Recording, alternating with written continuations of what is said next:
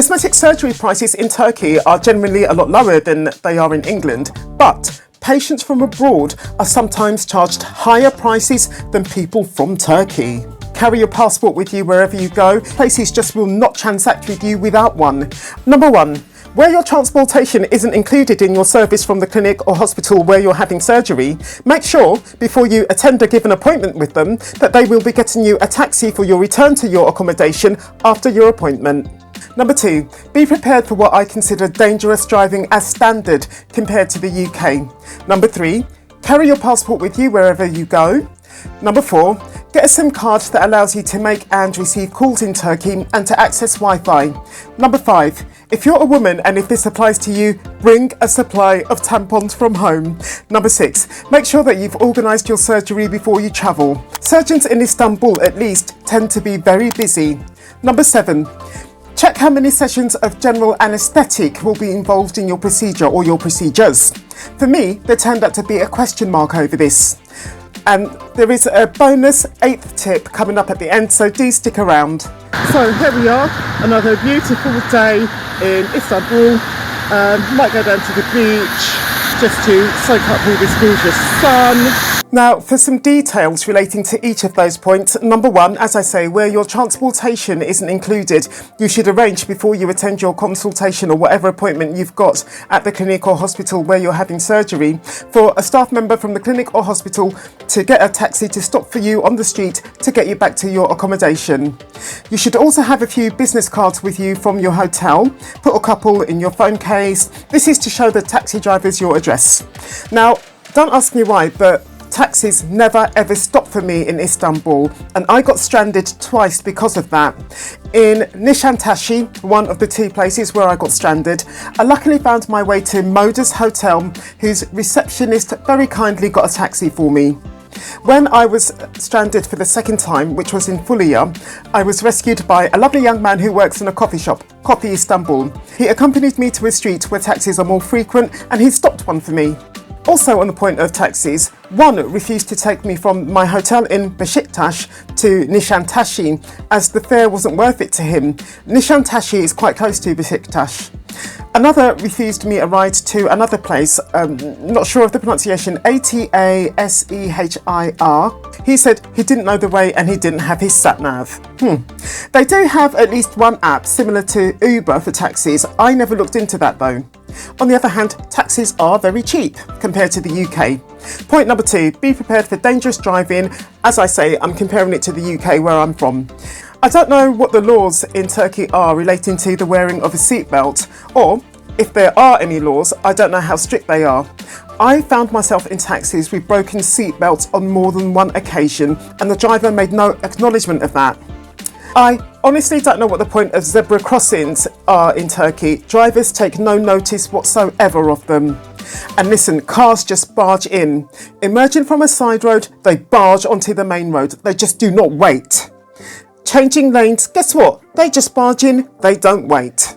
Now generally, drivers don't bat an eyelid at that, but I was blimmin' scared. Another point is that roads are narrow and often windy and often very steep, and I was terrified.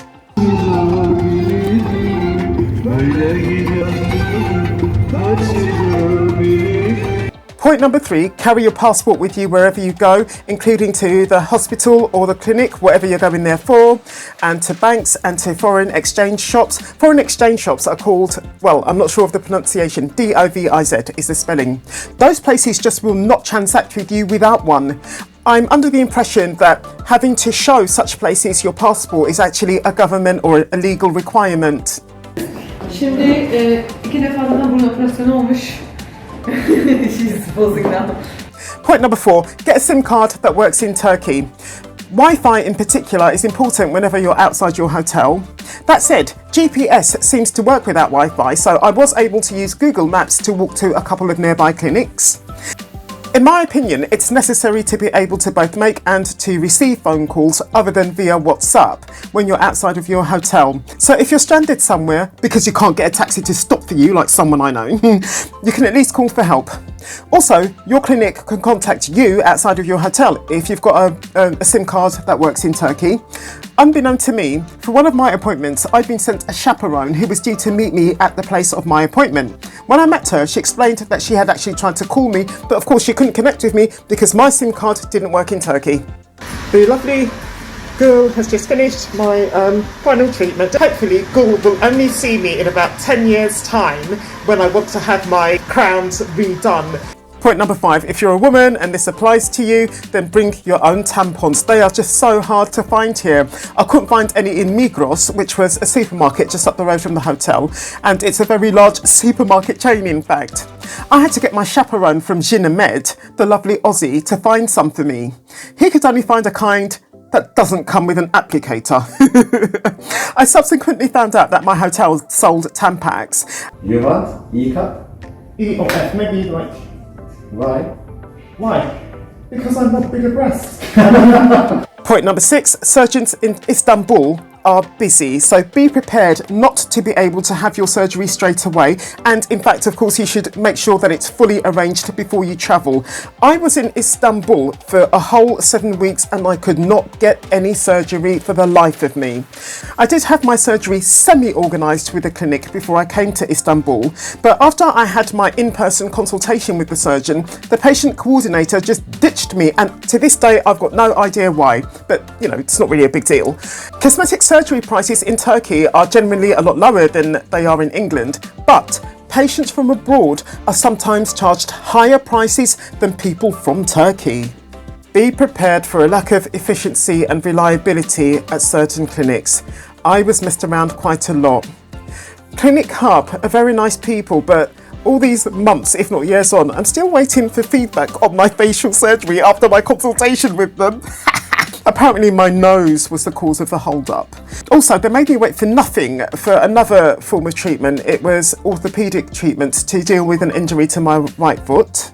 The clinic where I had my surgery semi-organised before I came to Istanbul, American Aesthetic, as I say, the hospital manager just dropped me out of the blue, but as I've also said, really, in the grand scheme of things, that isn't a big deal. Now, there's another person, YUCEL, that's the first name. Second name is SARIALTIN. I sent them a message regarding the surgical procedures that I wanted to undergo, and sure enough, 2 weeks later, they replied.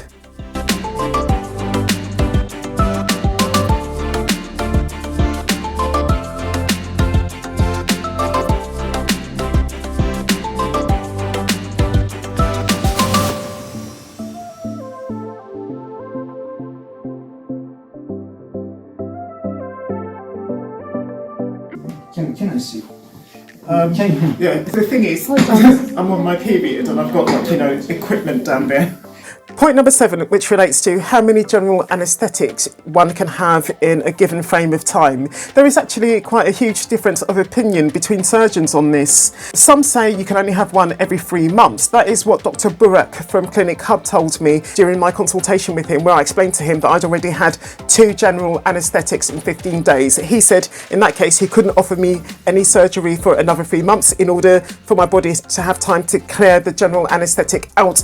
Funnily enough, Dr. Burak didn't take me seriously when I offered to undergo my surgery straight away without any anaesthetic at all. In contradiction to what Dr. Burak said, Dr. Akin from Aesthetic International said a person can have 1 general anaesthetic not every 3 months, but every 3 days. I think I'll leave the final word on this with Dr. Zafer Atakan. How many general anaesthetics can I have in any time frame? Since I've been in Istanbul, I've had 2 general anaesthetics. You can take 2 general anesthesias in 1 week also, or 2 days also. It depending on your health conditions and the blood tests. If the anesthesiologists given us allowance to take another general anesthesia, we can. And now for the bonus tip that I promised, tip number 8. Tip, in fact, is the operative word. Tip your cleaner every day. Hi friends, this is the lovely Sarah. She's been the lovely lady cleaning my room every day since I've been here. I've been here for weeks now. And now Sarah might seem all innocent and smiling, but she is in fact a con woman because she conned me into giving her a 5-star review, and she did it all on my phone, doesn't speak a word of English. And do you know what's really, really cheeky? She's been so mean with my water supply. I'll show you. Much more than that. See? So stingy. The least, one would expect would be a decent amount of water for that. So anyway, this is the lovely Sarah, and she's just made staying here and so much fun. I tipped the lovely Sarah a £5 a day. Now, I know that might sound quite stingy actually, but keep in mind two things. Firstly, a £5 in Turkey goes a lot further than a £5 here in England. And secondly, I was there for 7 weeks and I tipped her every single day. And it was a pleasure to do it. She's such a lovely lady, really friendly, really smiley. But understand that there's a very important drawback to being so generous. If ever you think about having a lie-in, you can forget it, because the cleaner will bang, bang, bang on your door every few minutes until you let her in. She is not missing her tip for anyone. If you've enjoyed this video, then I recommend you to watch this one next. I'll meet you there.